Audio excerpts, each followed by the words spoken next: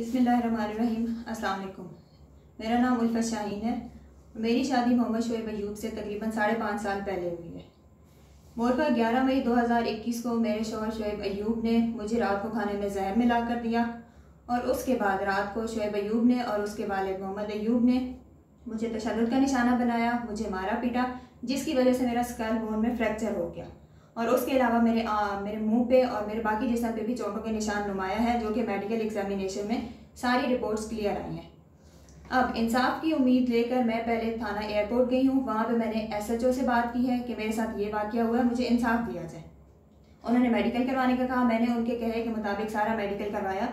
जब मेडिकल की रिपोर्ट्स आ गई तो उन्होंने कहा कि ये इसके खिलाफ हम FIR नहीं कर सकते। अगली उम्मीद मेरे पास CPO साहब की थी। जब मैं अपनी अपील लेके CPO साहब के पास गई हूँ, उन्होंने SHO साहब को हुक्म दिया है कि इनकी FIR दर्ज की जाए। जब हम दोबारा थाना SHO के पास गए हैं, थाना एयरपोर्ट के SHO के पास गए हैं, तो उन्होंने हमें ये कहा है कि CPO साहब ने मुझे कोई FIR देने का हुक्म नहीं दिया, इसलिए मैं अभी FIR नहीं दे सकता। अगर उन्होंने मुझे दोबारा हुक्म दिया तो मैं FIR दे दूंगा, वरना मैं इस पर कोई कार्रवाई नहीं कर सकता। CPO साहब की तरफ से भी नाउम्मीद होने के बाद अगली दफ़ा हम कोर्ट के पास गए हैं। कोर्ट में हमने 22A की एप्लीकेशन दी है, जिसके ऑर्डर्स मेरे पास मौजूद हैं, जिसमें जज साहब ने कहा है कि 154 CRPC के तहत आप FIR दें और कॉग्निजेबल ऑफेंसेस हुए हैं जिनके तहत आप FIR दें और मुकदमा दर्ज करें। ये ऑर्डर्स लेके हम PS एयरपोर्ट में SHO साहब के पास गए हैं और उनको हमने ये ऑर्डर्स दिए हैं। सुबह उनको रिसीविंग करवाई है। उन्होंने ये कहा है कि आप शाम को 8 बजे आ जाएं, आपकी FIR दर्ज हो जाएगी और आपका मसला हल हो जाएगा। जब हम रात को 8 बजे पहुंचे हैं तो वहाँ पे SHO साहब मौजूद नहीं थे। हमने उनसे रब्ता करने की कोशिश की, वो मुसलसल नंबर अपना बिजी कर देते हैं।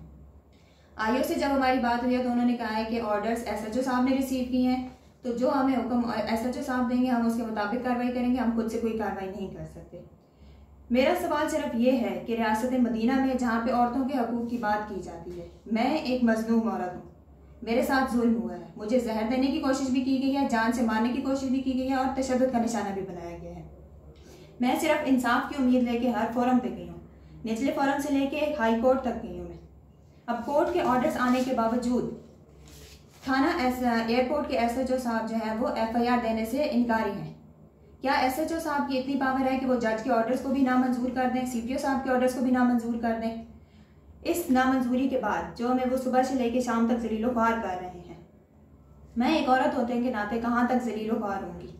मेरी इंसाफ की फराहमी के लिए मेरी आवाज़ या मेरी दादरसी कहीं पे भी नहीं की जा रही, बल्कि मजलूम होने के बावजूद पुलिस वाले मुझ पर और जुल्म कर रहे हैं। अब हमने प्राइम मिनिस्टर साहब से भी कांटेक्ट करने की कोशिश की है, लेकिन अभी तक हमारा कांटेक्ट उनसे नहीं हुआ। अगर वज़ीर आज़म साहब से हमारी बात नहीं होती तो क्या हमारी दादरसी नहीं की जाएगी? जिनकी अप्रोच वज़ीर आज़म साहब तक है, क्या सिर्फ उन्हीं को इंसाफ मिलेगा? हमारे कोर्ट के फैसले के बावजूद अगर हमें इंसाफ नहीं मिल रहा तो हम कहाँ जाएं?